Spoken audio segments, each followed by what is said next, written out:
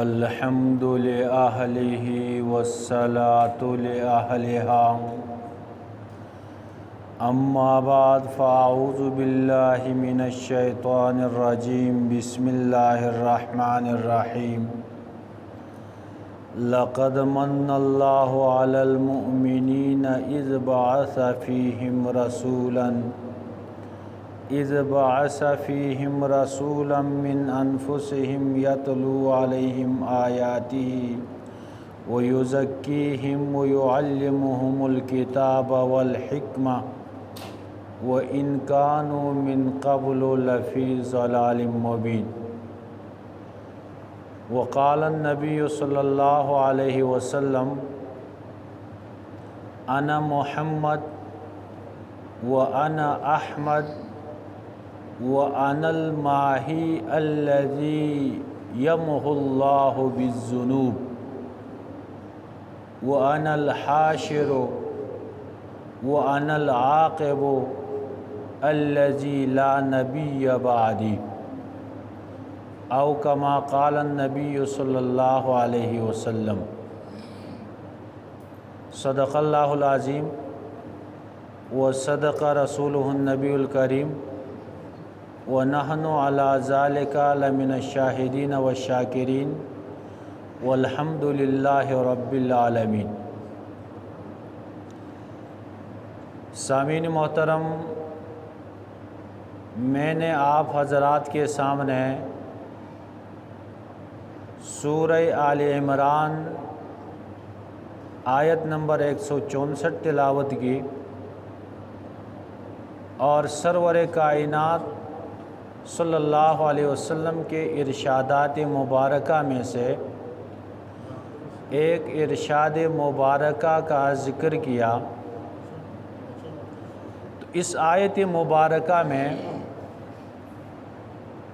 اللہ رب العزت اپنا ایک عظیم الشان انعام اور احسان کا ذکر فرما رہے ہیں۔ اللہ رب العزت کے ہمارے اوپر اتنے انعامات، اتنے احسانات ہیں، اگر ہم گن کے پورا کرنا چاہیں تو ہم ان کو گن کے پورا نہیں کر سکتے۔ اللہ تعالیٰ نے خود فرمایا وَإِن تَعُدُّوا نِعْمَةَ اللَّهِ لَا تُحْصُوهَا، اگر آپ اللہ تعالیٰ کی نعمتوں کو گننا چاہیں تو آپ گن کے پورا نہیں کر سکتے۔ ان انعامات اور احسانات میں سے ایک عظیم الشان احسان وہ سرور کائنات صلی اللہ علیہ وسلم کا وجود مسعود ہے۔ آپ صلی اللہ علیہ وسلم کا مبعوث ہونا یہ اس امت کے لیے اللہ تعالیٰ کا بہت بڑا انعام۔ تو اس آیت میں اللہ رب العزت نے اپنے اس احسان کو جتلایا۔ انعامات تو بہت سارے تھے، لیکن کسی نعمت کا خصوصیت کے ساتھ ایسا ذکر نہیں کیا جیسا کہ آپ صلی اللہ علیہ وسلم کے وجود مسعود کو صاف الفاظ میں اپنے بندوں پہ احسان جتلایا۔ فرمایا لقد من اللہ علی المؤمنین، کہ یقیناً اللہ تعالیٰ نے احسان کیا ہے مومنین۔ اذ بعث فیہم رسولا من انفسہم، کہ انہی میں سے ایک عظیم الشان رسول بھیجا۔ یہ اللہ کا بہت بڑا احسان۔ اب یہاں ایک بات قابل ذکر ہے، آپ صلی اللہ علیہ وسلم صرف مومنین کے لیے نہیں بلکہ پورے عالم کے لیے رحمت ہیں۔ وَمَا أَرْسَلْنَاكَ إِلَّا رَحْمَةً لِلْعَالَمِينَ، ہم نے آپ کو پورے عالم کے لیے رحمت بنا کے بھیجا۔ اور یہاں اس آیت میں احسان صرف مومنین پہ ذکر ہے۔ یہ اس طرح ہے جیسے کہ قرآن مجید کے لیے اللہ رب العزت نے ھدی للمتقین فرمایا۔ قرآن ہدایت سب کے لیے، مومن ہے، کافر ہے، ماننے والا نہیں ماننے والا، سب کے لیے ہدایت، رہنمائی ہے۔ اسی طرح آپ صلی اللہ علیہ وسلم کا جو بعثت ہے یہ تمام انسانیت کے لیے رحمت ہے، تمام انسانیت پہ یہ انعام ہے۔ لیکن جو دوسرے لوگ تھے وہ اس سے فائدہ نہیں اٹھا سکے۔ فائدہ اٹھایا تو مومنین نے، اس وجہ سے اس آیت میں اللہ رب العزت نے مومنین کا تخصیص کیا۔ رسول کا بھیجنا یہ انعام۔ اب رسول کے فرائض منصبی کیا ہے؟ اس عظیم الشان رسول کو بھیجنے کا مقصد کیا ہے؟ وہ کس کام کے لیے بھیجے گئے؟ تو فرمایا 3 فرائض منصبی، یتلو علیہم آیاتہ، تاکہ وہ پڑھ کے سنائے اللہ کا کلام۔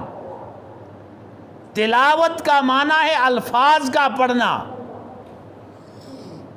اور وَيُزَكِّيهِمْ، اور ان کو پاک کرے، ظاہری اور باطنی گندگیوں سے پاک کرے۔ وَيُعَلِّمُهُمُ الْكِتَابَ وَالْحِكْمَةَ، تیسرا یہ ہے کہ ان کو قرآن کی تعلیم دے، سنت کی تعلیم دے۔ تو یہاں 3 مقاصد ذکر ہیں، ایک الفاظ کا تلاوت، اور دوسرا تعلیم کتاب، یعنی اس کا مفہوم اور مقصد بیان کرنا۔ الفاظ اور مقصد یہ دونوں ایک تھے، لیکن ان کو الگ الگ ذکر کرنے کی وجہ، تلاوت الفاظ کو الگ سے ذکر کر کے اشارہ اس بات کی طرف ہے قرآن مجید کا جیسا معنی اور اس کا پیغام مطلوب ہے، اسی طرح اس کے الفاظ بھی مطلوب ہے۔ دوسری جو کتابیں ہوتی ہے، اگر اس میں الفاظ میں تغیر و تبدیل بھی ہو، مقصد اگر سمجھ میں آ رہا ہے، کوئی مذائقہ نہیں ہے، مقصد لوگوں تک پہنچانا ہے۔ لیکن قرآن ایسا نہیں ہے، قرآن کے الفاظ الگ سے مقصود ہے۔ اس قرآن کے الفاظ پڑھنے کا اللہ اجر دیتے ہیں۔ آج کل بعض لوگ کہتے ہیں کہ قرآن کے الفاظ پڑھنے کا کیا فائدہ جس کا مقصد سمجھ میں نہ آئے۔ مسلمانوں کے دلوں میں شبہات ڈالنے کے لیے کہتے ہیں آپ جو تلاوت کرتے ہیں اس کا معنی سمجھ میں آ رہا ہے، نہیں سمجھ آ رہا ہے، فائدہ کیا ہے؟ حالانکہ اس کتاب کے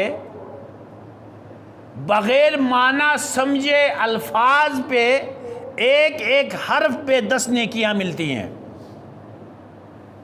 اور یہاں تک فقہا نے لکھا ایک بندہ ہے جس نے قرآن نہیں پڑھا ہے اور اس کی عمر گزر چکی ہے، اب وہ سیکھ بھی نہیں سکتا، وہ اگر قرآن سامنے رکھ کے ایسے اس کے اوپر انگلی چلائے جیسے پڑھنے والے چلاتے ہیں، بن پڑھے اس بندے کو اتنا اجر ملتا ہے جتنا کہ پڑھنے والے کو ملتا ہے۔ اسی وجہ سے فقہا نے لکھا هو اسم للنظم والمعنى جميعا، قرآن الفاظ اور معنی مجموعے کا نام ہے۔ اگر کوئی بندہ قرآن کا ترجمہ دوسرے زبان میں کر لے اس کو کوئی قرآن نہیں کہتے ہیں، اس کو پڑھنے والے کو وہ اجر نہیں ملے گا جو قرآن پڑھنے والے کو ملتا ہے۔ اگر وہ نماز میں اس کو پڑھے جو ترجمہ ہے اس کی نماز ادا نہیں ہوگی کیونکہ الفاظ قرآن نہیں ہے۔ تو ایک وجہ یہ ہے کہ قرآن کا معنی جس طرح مقصود ہے اسی طرح اس کے الفاظ بھی مقصود، اور دوسرا یہ ہے وَيُعَلِّمُهُمُ الْكِتَابَ، وہ لوگوں کو قرآن کی تعلیم دے، اللہ کے کتاب کی تعلیم لوگوں کو دے کہ قرآن کے اندر جو پیغام ہے وہ پیغام لوگوں تک پہنچائے۔ تو قرآن کے الفاظ کے بعد قرآن کا مقصد سمجھنا یہ انتہائی ضروری ہے ہر مومن کے لیے۔ صرف الفاظ مقصود نہیں ہے بلکہ اس کا جو پیغام ہے اس پیغام کو اپنانے کے لیے اللہ رب العزت نے یہ کلام بھیجا ہے۔ یہ اس لیے نہیں بھیجا گیا کہ کوئی بندہ کہے میں سورہ واقعہ پڑھتا ہوں رزق میں فراخی آ جائے گی، یا سورہ یاسین کو اس لیے نہیں اتارا گیا کہ قریب المرگ کے قریب بیٹھ کے پڑھنے سے روح آسانی سے نکل آئے۔ یہ جنتر منتر کے لیے نہیں ہے، یہ تعویذوں کے لیے نہیں اترا ہے، بلکہ یہ ایک پیغام لے کے آیا ہے۔ اس قرآن کا ایک پیغام ہے، اس پیغام کو اپنانا یہ ضروری ہے۔ اس کو سجا کے الماریوں میں رکھنا، اس کو بوسہ دینا یہ کوئی عبادت نہیں ہے۔ بنیادی عبادت وہ اس کی تعلیم ہے اور اس کا جو پیغام ہے اس کو سمجھ کے اپنانا ہے۔ بعض علاقوں میں میت کے اوپر قرآن رکھا جاتا، بعض ایسے علاقے بھی ہیں جہاں پہ دلہن لے جاتے ہیں اوپر قرآن رکھا ہوا ہے، اور ایسا میت ہے جس نے کبھی قرآن کو ہاتھ تک نہیں لگایا، ایسی دلہن ہے جس نے قرآن کو ہاتھ تک نہیں لگایا۔ ایسے قرآن اوپر رکھنے سے وہ قرآن اس پہ لعنت بھیجتا ہے کہ لعنت ہو تم پہ، بد دعائی دیتا ہے کہ زندگی میں ہاتھ نہیں لگایا، اور ابھی اس کے سر کے اوپر وہ قرآن رکھا جا رہا ہے۔ تو نبی کے بعثت کا مقصد اللہ کے پیغام کو اللہ کے بندوں تک پہنچانا، اور ان دونوں کا نتیجہ کیا ہے؟ الفاظ قرآن، پیغام قرآن سمجھنے کے بعد وہ یزکیہم، ان کا تزکیہ کر لے، ان کی صفائی کر لے۔ اب صفائی ظاہراً بھی باطناً بھی ہے، جس طرح ظاہر انسان کا گندا ہوتا ہے اس کا باطن بھی گندا ہوتا ہے۔ تو قرآن کا پیغام ان کے ظاہر کو بھی پاک کرنا ہے اور ان کے باطن کو بھی پاک کرنا ہے۔ باطن کی گندگی کیا ہے؟ کفر، شرک ہے، بدعات ہیں، رسومات ہیں، اور دیگر جو روحانی امراض ہیں، یہ سب اندرونی گندگی ہے جو ہمیں نظر نہیں آتی۔ ایک روایت میں آتا ہے آپ صلی اللہ علیہ وسلم نے فرمایا کہ انسان جو اچھے اعمال کرتا ہے، برے اعمال کرتا ہے، اس کا اثر اس کے اندام پہ پڑتا ہے۔ اچھے اعمال سے خوشبو آتی ہے اور برے اعمال سے بدبو آتی ہے۔ یہ گندگی ہے نا، بدبو گندگی ہے۔ فرمایا جو جھوٹ بولتا ہے فرشتہ اس سے 1 میل دور بھاگ جاتا ہے، اس کے منہ سے ایسی بدبو آتی ہے کہ فرشتے اس سے بھاگ جاتے ہیں۔ اور ایک روایت میں آتا ہے کہ جب بندہ قریب المرگ ہوتا ہے، ملک الموت اس کے پاس آتا ہے، فرشتوں کی ایک جماعت آتی ہے اور آ کے ان کے اندام کو وہ سونگھتے ہیں۔ اگر اس نے گناہ کیا ہے زبان کے ساتھ، آنکھ کے ساتھ، کان کے ساتھ، اس سے بدبو وہ محسوس کرتے ہیں، اور جب وہ محسوس کرتے ہیں تو کہتے ہیں لعنت اللہ علیک، تم پہ اللہ کی لعنت ہو۔ اور جس نے اچھے اعمال کیے اس کی پہ خوشبو آتی ہے، اور یہ انسان محسوس نہیں کرتا، اور بعض موقعوں پہ اللہ دکھا بھی دیتے ہیں۔ عمر فاروق رضی اللہ تعالیٰ عنہ فرماتے ہیں عرق ابی بکر اطیب من المسک، ابو بکر کا جو پسینہ ہے یہ مشک خوشبو سے بھی زیادہ تیز۔ آپ صلی اللہ علیہ وسلم کے بارے میں آتا ہے کہ آپ کے پسینے سے خوشبو آتی۔ ایک شخص آیا مدینے میں، آ کے عرض کیا یا رسول اللہ صلی اللہ علیہ وسلم، میری بیٹی کی شادی ہے، باقی انتظام تو میں کر چکا ہوں، خوشبو نہیں ملی، میں ان کو خوشبو دینا چاہتا ہوں لیکن وہ مجھے نہیں ملی۔ آپ صلی اللہ علیہ وسلم نے ایک شیشی منگائی، اپنا پسینہ یوں پونچھا اور اس شیشی کے اندر ڈالا، کہا یہ لے جا کر اپنی بیٹی کو دے دو۔ کہتے ہیں اس نے وہ پسینہ آدھی شیشی اپنے گھر میں رکھی، آدھی بیٹی کو دی، اور اس پورے گھر سے خوشبو آتا، اور آس پاس سے گزرنے والے یہ محسوس کرتے تھے کہ یہاں سے خوشبو آ رہا ہے، اور لوگوں نے یہ مشہور کر دیا تھا کہ خوشبو والا گھر، اس شخص کا گھر ایسے مشہور ہوا۔ تو یہ جو اعمال ہوتے ہیں ہمارے، ان اعمال میں خوشبو بھی ہے، ان اعمال میں بدبو بھی ہے۔ تو رسول کی بعثت کا مقصد یہ تھا کہ یہ جو گندگی ہے، روحانی گندگی ہے، بدبو ہے، اس سے بندے کو صاف کر کے توحید و سنت کی خوشبو اس کو دے دے۔ وَيُزَكِّيهِمْ۔ اسی طرح کا مضمون سورہ بقرہ میں ذکر ہے، اور دیگر سورتوں میں بھی اس کا ذکر آتا ہے، مضمون کے یعنی کہ مختصر تبدیلی کے ساتھ۔ کبھی تلاوت کا ذکر ہے، سورہ بقرہ میں تلاوت کا ذکر ہے، پھر تعلیم قرآن کا ذکر ہے، پھر تزکیہ کا ذکر ہے، اور یہاں پہ سب سے پہلے الفاظ کی تلاوت، دوسرے نمبر پہ تزکیہ، اور تیسرے نمبر پہ تعلیم قرآن لایا۔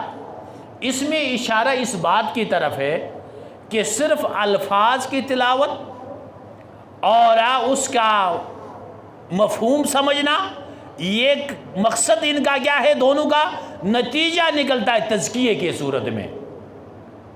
الفاظ قرآن، تعلیم قرآن کا نتیجہ یہ ہے کہ بندے میں تزکیہ آ جائے۔ تو یہ بعثت نبی کا مقصد، سرور کائنات صلی اللہ علیہ وسلم کا جو بعثت ہے، اس کا مرکزی مقصد یہ ہے تاکہ لوگ اندھیروں سے روشنی کی طرف آئے، لوگ گندگیوں سے پاکیزگی کی طرف آئے۔ اور ہم نے کیا بنا دیا؟ ہم نے اس سیرت کو اپنانے کے بجائے سال کے 1-2 دن میں چند جلسے بنا لیے، چند محفلیں سجا لی، اور پھر ہم کہتے ہیں کہ ہم آج شفاعت کے حقدار ہو گئے۔ یہ ایسا نہیں ہوگا۔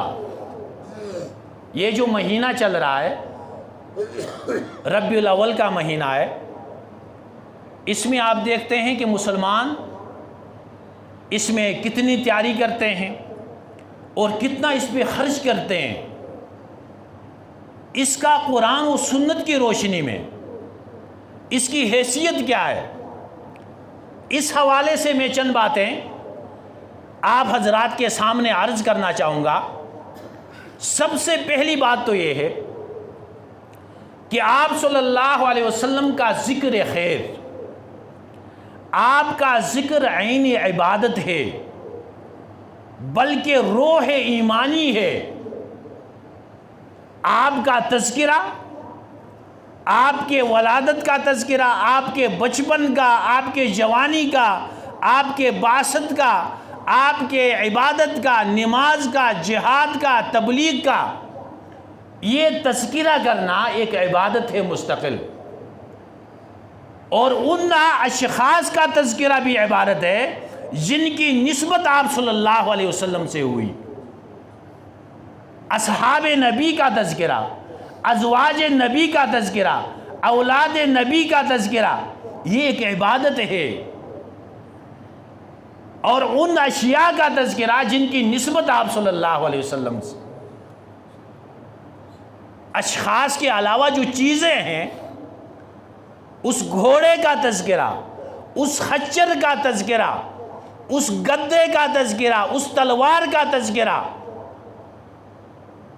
یہ ایک عبادت ہے، یہ روح ایمانی ہے کہ مسلمان آپس میں اس کا مذاکرہ کریں، اس کا ایک دوسرے کے سامنے یاد دہانی دلائے، یہ ایک عبادت ہے۔ اور دوسری بات یہ ہے کہ آپ صلی اللہ علیہ وسلم کی حیات طیبہ کے دو حصے ہیں،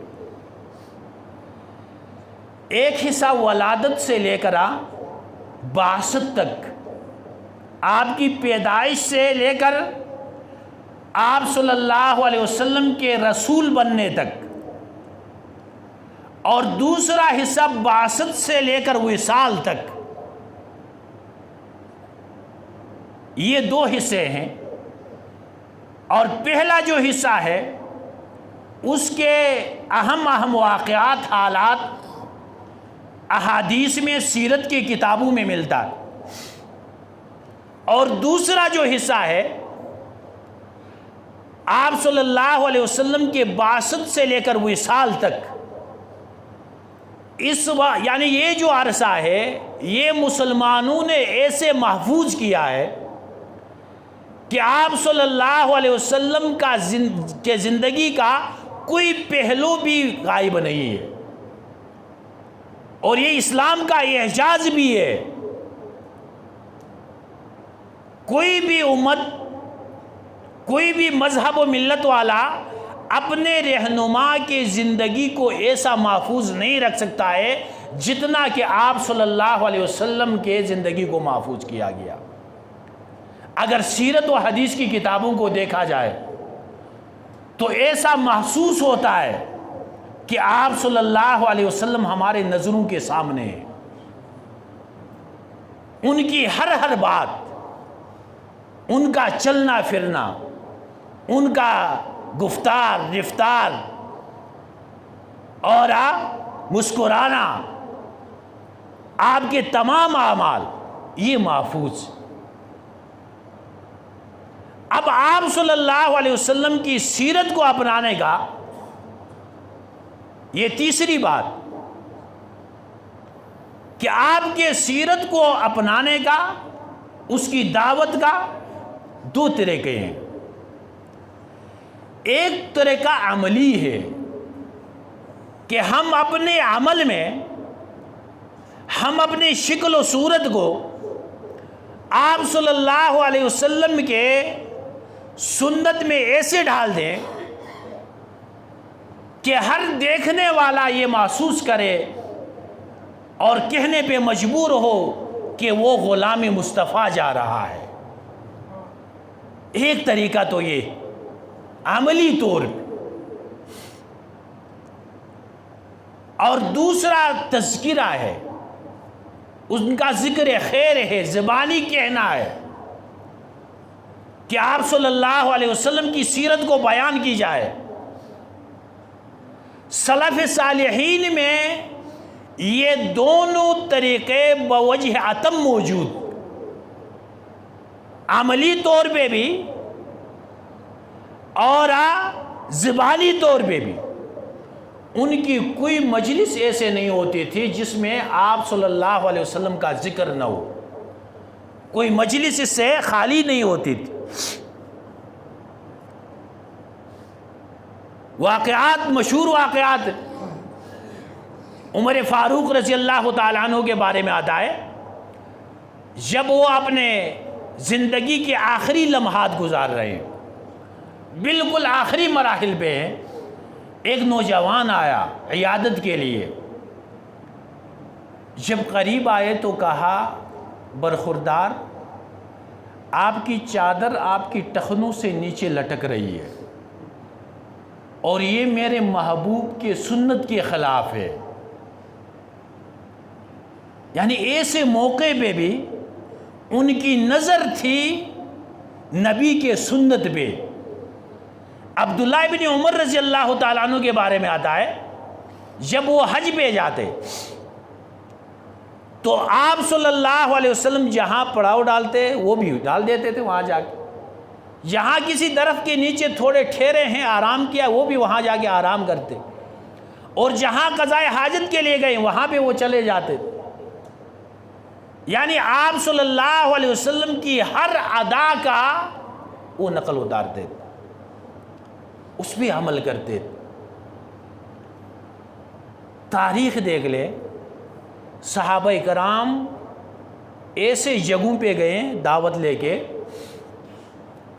جہاں کی زبان وہ نہیں سمجھتے تھے، اور وہاں کے لوگ صحابہ کی زبان نہیں سمجھتے تھے،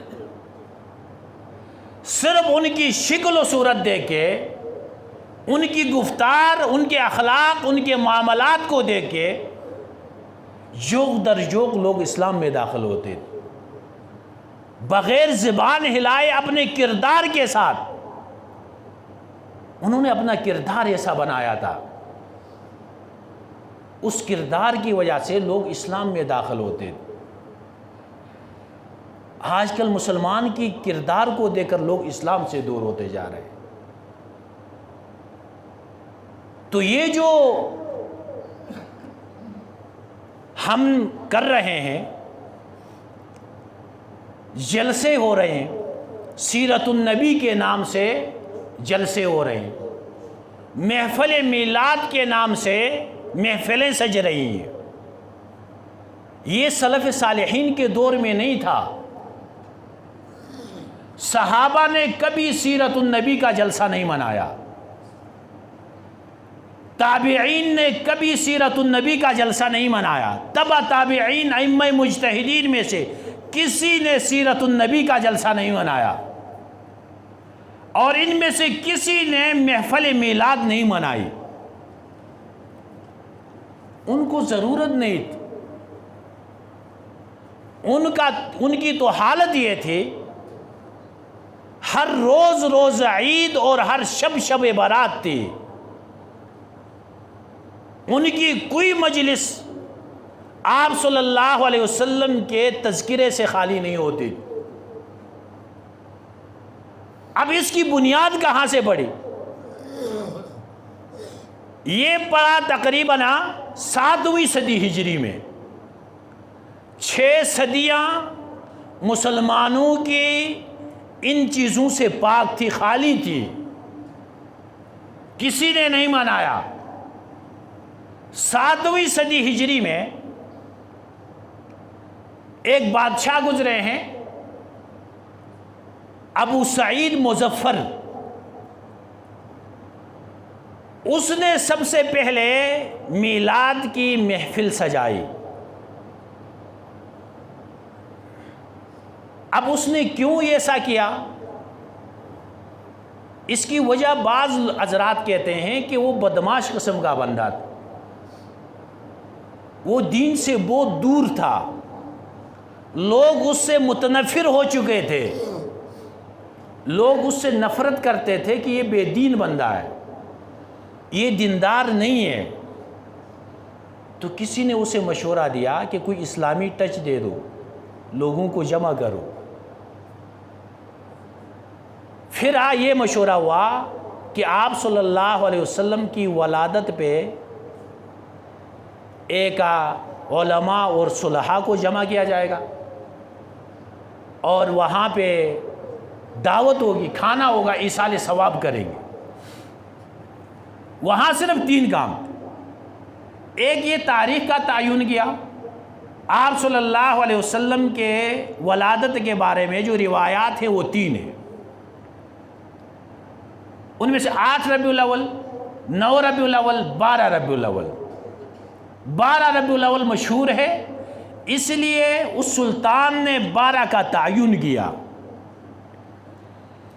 اور دوسرا علماء اور صلحاء کا اجتماع، اور تیسرا دعوت طعام اور ایصال ثواب۔ تو اس وقت جو علماء تھے ان علماء میں سے بعض نے کہا کہ کوئی مسئلہ نہیں اس میں کیا ہے، بس جمع ہوتے ہیں، آپ صلی اللہ علیہ وسلم کا ذکر خیر ہوگا، کھانا پینا ہوگا، ایصال ثواب ہوگا۔ اور ایک بڑی تعداد میں علماء کرام نے کہا کہ ایسا نہیں ہونا چاہیے، صحابہ کرام نے نہیں کیا، تابعین نے نہیں کیا، تبع تابعین نے نہیں کیا، تو یہ نہیں ہونا چاہیے۔ انہوں نے کہا یہ بدعت ہے، اس کو نہ کیا جائے، لیکن بعض علماء کی رائے کو لے کر وہ سلسلہ چل پڑا۔ اس کا آغاز انتہائی سادہ تھا، صرف علماء اور صلحاء جمع ہوتے تھے اور آپ صلی اللہ علیہ وسلم کا ذکر خیر ہوتا تھا اور ایصال ثواب کیا جاتا تھا۔ لیکن آہستہ آہستہ جو ہی زمانہ گزرتا گیا اس میں علماء صلحاء کی تخصیص ختم ہو گئی، عوام اس میں شامل ہو گئے۔ عوام نے آ کر نئے طریقے ایجاد کیے، اور آج جو طریقے نکلے وہ ہمارے سامنے ہیں۔ اس میں دین میں تحریف کی جا رہی ہے، روزہ اقدس کا شبیہ بنایا جاتا ہے، بیت اللہ کا شبیہ بنایا جاتا ہے، روزے پہ جا کے سلام پیش کیا جاتا ہے، اور بعض جگہوں میں میں نے سنا کہ بیت اللہ کا طواف بھی ہوا، بیت اللہ بنایا اور اس کا طواف کرنا شروع کر دیا۔ اب یہ کیسے مسلمان تصور کر سکتا ہے؟ مسلمانوں میں یہ سوچ کیسے پیدا ہو گئی؟ یہ دوسرے اقوام سے ان کے پاس آئی ہے۔ اب یہ تو بالکل ہندوانہ وہ طریقہ ہوا۔ ہندوؤں کے چھوٹے چھوٹے بھگوان ہوتے ہیں، ان کے گاڑی میں لٹکا ہوا ہے بھگوان ہے، ان کے گھر میں بھگوان ہے، ہر ایک کے جیب میں بھگوان پڑا ہوا ہے۔ اسی طرح اگر بیت اللہ ہر ایک کے پاس موجود ہے، ہر جگہ بیت اللہ لگا دو اور ہر جگہ روزہ اقدس بنا کے وہاں سلام پیش کرو، ادھر مدینہ جانے کی کیا ضرورت پڑے گی؟ تو جو عبادت کسی مکان کے ساتھ خاص ہوتی ہے اس مکان کے علاوہ دوسری جگہ یہ جائز نہیں ہے۔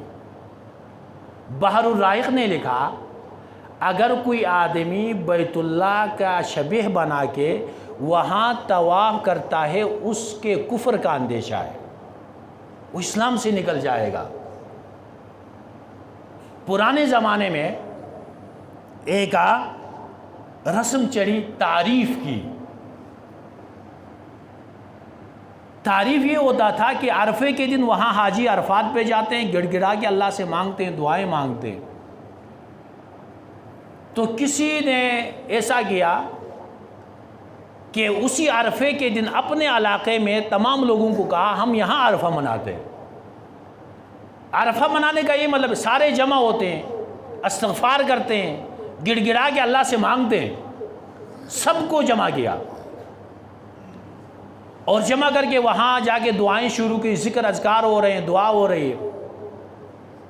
تو اس وقت کے جو علماء تھے، علامہ ابن نجیم بحر الرائق میں لکھتے ہیں کہ وہ تعریف لیس بشیء، یہ ایک بدعت ہے یا بدترین بدعت ہے، کیونکہ عرفے کے ساتھ ایک عبادت خاص ہے، اس کو اٹھا کے دوسری جگہ پہ منتقل کرنا یہ جائز نہیں ہو سکتا ہے۔ علماء نے شد و مد کے ساتھ اگر سوچا جائے اس میں کیا برائی تھی، کم از کم سال میں ایک بار توبہ استغفار تو ہو رہا تھا نا، ایک بار بندہ جا کے استغفار کر رہا ہے، اللہ کے سامنے گر گڑا ہے، کسی غیر اللہ سے نہیں مانگ رہا ہے، لیکن اس کے باوجود علماء نے اس کی نکیر۔ تو ایسے جو رواج پڑ چکے ہیں، رسومات نکلی ہیں، ان کے بارے میں ہمیں ٹھنڈے دماغ کے ساتھ قرآن و سنت، آپ صلی اللہ علیہ وسلم کی سیرت، صحابہ کرام کی سیرت، ان کو دیکھ کے اگر ہم اپنی زندگی بنائیں گے تو کامیابی ہوگی، اور اگر ایسی چیزوں میں پڑیں گے تو اس میں ناکامی ہوگی اور دنیا و آخرت دونوں خسارہ ہوگا۔ باقی بھی اس کے بارے میں جو مزید مسائل ہیں وہ انشاءاللہ آئندہ جمعے میں بیان کیے جائیں گے۔ اللہ رب العزت ہمیں جو کچھ کہا سنا اس پہ عمل کی توفیق عطا فرمائے۔